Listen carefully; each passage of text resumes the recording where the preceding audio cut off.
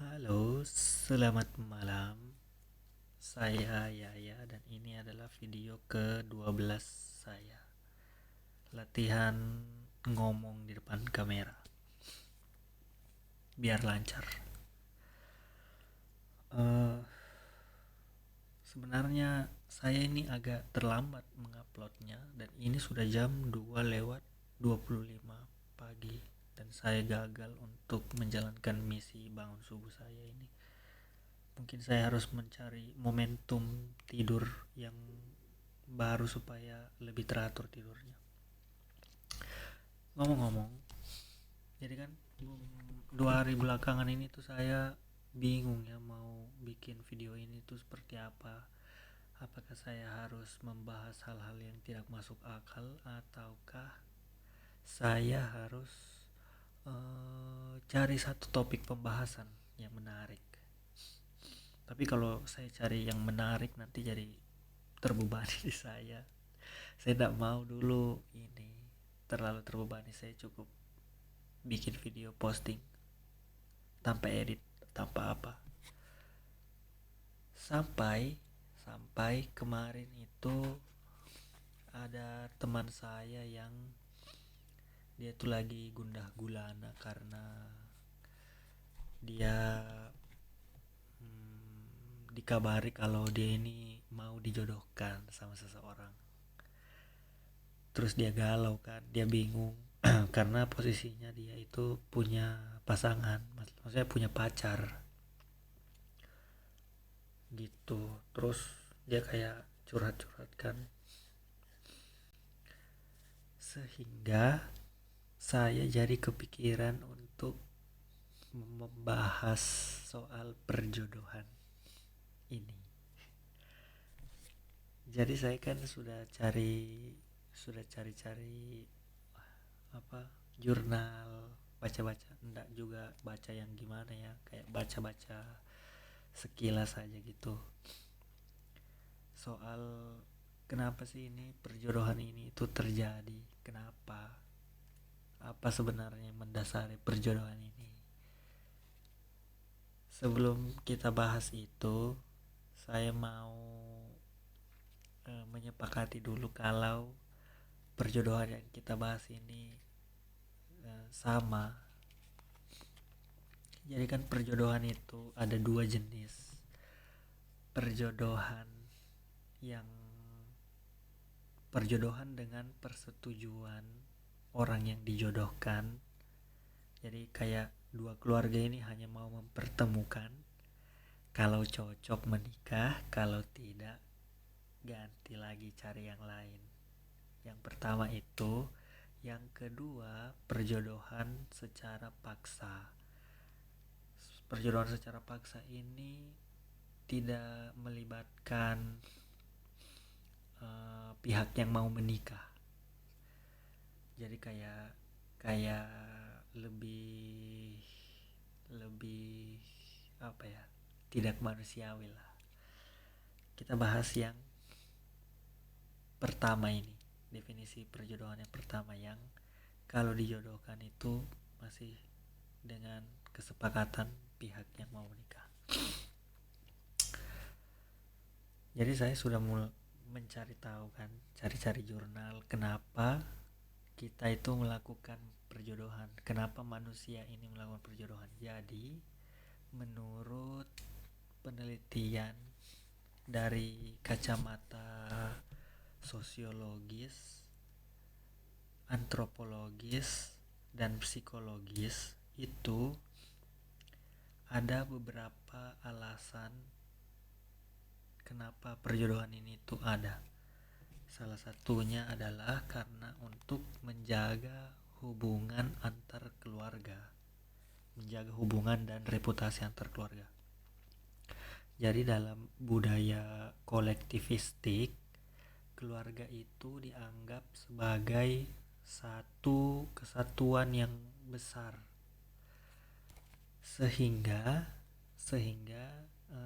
keluarga ini itu menggunakan pernikahan sebagai alat untuk menjaga nama baik keluarga. selain menjaga nama baik keluarga juga menjaga reputasi keluarga, menjaga status sosial, terus mempertahankan jaringan sosial. Dan ini berdasarkan penelitian di Madura yang dipublis tahun 2025. Terus ada juga karena faktor ekonomi. Biasanya itu karena motifnya masih di Madura juga ini penelitiannya itu karena adanya hutang budi biasa atau ekonomi keluarga atau juga menjaga kekerabatan. Terus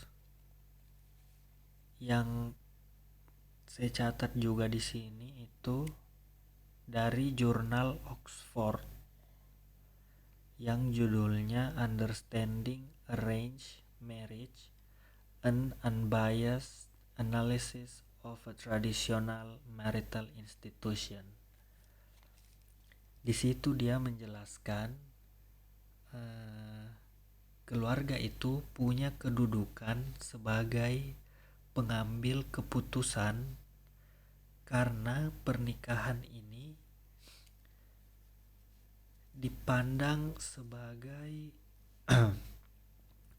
penyatuan dua keluarga. Jadi yang lebih dikonsernkan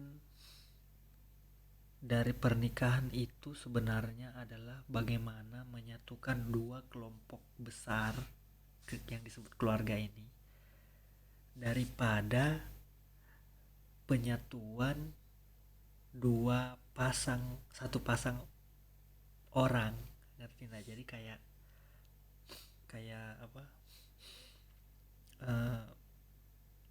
Itu tuh yang lebih concernnya itu karena yang mau ketemu ini tuh dua keluarga yang mau bersatu sehingga keluarga punya andil dan punya kedudukan yang lebih besar dalam menentukan